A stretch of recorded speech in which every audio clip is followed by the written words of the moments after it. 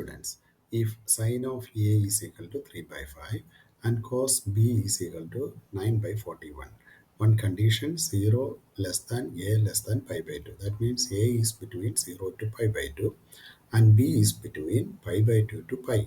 Find the value of A minus B. Okay, here A is between 0 to pi by 2. It means that it is in quadrant 1. Okay, so sin A is equal to 3 by 5. From here we can easily find out cos A also. Cos A is equal to root of 1 minus 3 by 5 whole square. Because we know that cos theta is equal to 1 minus sin square theta. From this, we will get the value 4 by 5. Why do we want to take this cos A?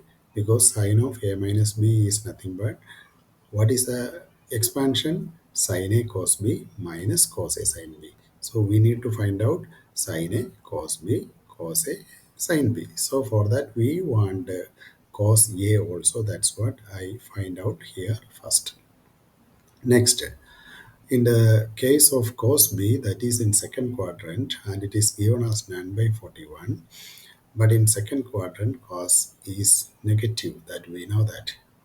So cos B is equal to minus 9 by 41 we have to write. Did you understand why should I write this minus here? Then next we can easily calculate sin B from here using the identity sin A is equal to sin A is equal to, sorry.